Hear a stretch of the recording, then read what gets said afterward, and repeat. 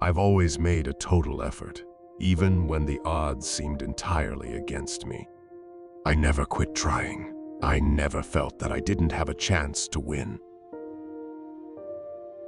Golf is deceptively simple, endlessly complicated. A child can play it well, and a grown man can never master it.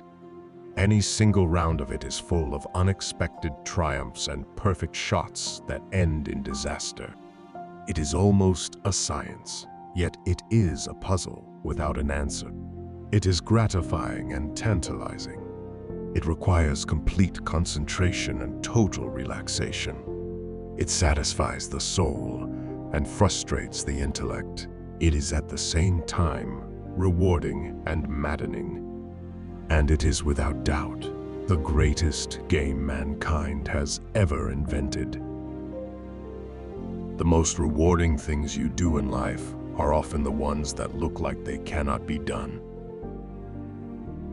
It's a funny thing. The more I practice, the luckier I get.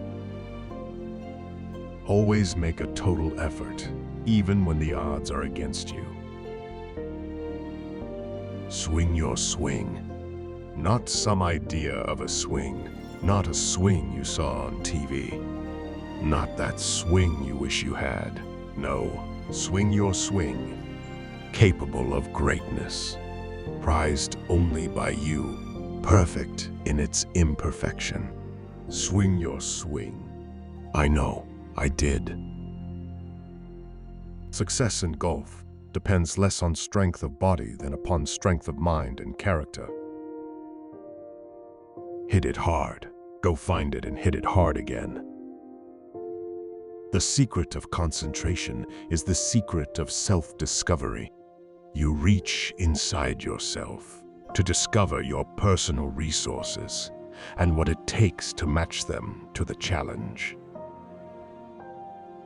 Establish a system you have confidence in and rely on it when you get into tough situations. What other people may find in poetry or art museums, I find in the flight of a good drive. Concentration comes out of a combination of confidence and hunger. You must play boldly to win. Timing is everything in life and in golf. I have a tip that can take 5 strokes off anyone's golf game. It's called an eraser. I look back. It taught me something. It taught me how to live, how to be a better guy, not let defeat be the end of my life. When you play by the rules, defy mental demons, overcome every challenge, and enjoy a walk in the country at the same time that's being alive. That's another thing about my father. He made me very conscious of the fact I wasn't very good, and I had to prove to him that I was good. And that hung with me, and I always wanted to play golf with him and show him. He said, never, never tell anyone how good you are. Show them. If you can see it, you can hit it, and if you can hit it, you can hold it. The whole secret to mastering the game of golf, and this applies to the beginner as well as the pro, is to cultivate a mental approach to the game that will enable you to shrug off the bad days, keep patient, and know in your heart that sooner or later you will be back on top. Concentration, confidence, competitive urge, capacity for enjoyment. What separates great players from the good ones is not so much ability as brain power and emotional equilibrium. Golf is a game of inches. The most important are the 6 inches between your ears. To putt is like wisdom, partly a natural gift and partly the accumulation of experience. I can sum it up like this. Thank God for the game of golf. Golf is deceptively simple, endlessly complicated. A child can play it well, and a grown man can never master it. It is almost a science, yet it is a puzzle with no answer. Golf never ceases to be a challenge, even when it really is just you and the ball out there and nobody else. If you're stupid enough to whiff, you should be smart enough to forget it. What other people may find in poetry or art museums, I find in the flight of a good drive, the white ball sailing up into the sky, reaching its apex, falling, and finally dropping to the turf, just the way I planned it. From the beginning, it was drilled into me that a golf course was a place where character fully reveals itself, both its strengths and its flaws. As a result, I learned early not only to fix my ball marks, but also to congratulate an opponent on a good shot, avoid walking ahead of a player preparing to shoot, remain perfectly still when someone else was playing, and a score of other small courtesies that revealed, in my father's mind, one's abiding respect for the game. I would never felt good if I hadn't experienced losing, because losing is part of your life. And it's something that if I could teach people to understand, that I think it could help them a lot.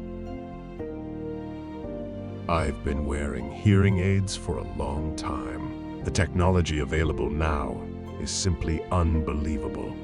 When I compare the new digital products to what we had 30 years ago, it's an amazing difference. There was a time when I couldn't hear what most people said to me, most of the time. But with the hearing aids, I understand just about everything. It really is very impressive. If you can concentrate on what you're doing and have the desire to do the things you have to do to win, you'll succeed. I talk to golfers. I talk to my grandkids about their game and tell them to develop a system now, when they're young. And if they develop that system, it will be the crutch they need to be good. To know that system and make it work for you. Know what it is and make it work. The only really unplayable lie I can think of is when you're supposed to be playing golf and come home with lipstick on your collar. Golf is deceptively simple and endlessly complicated. I'm not much for sitting around and thinking about the past or talking about the past. What does that accomplish? How did I make a 12 on a par 5 hole? It's simple. I missed a 4-foot putt for an 11. I never rooted against an opponent, but I never rooted for him either. Know how to win by following the rules. What do I mean by concentration? I mean focusing totally on the business at hand and commanding your body to do exactly what you want it to do. On the old course at St. Andrews, this is the origin of the game, golf in its purest form, and it's still played that way on a course seemingly untouched by time. Every time I play here, it reminds me that this is still a game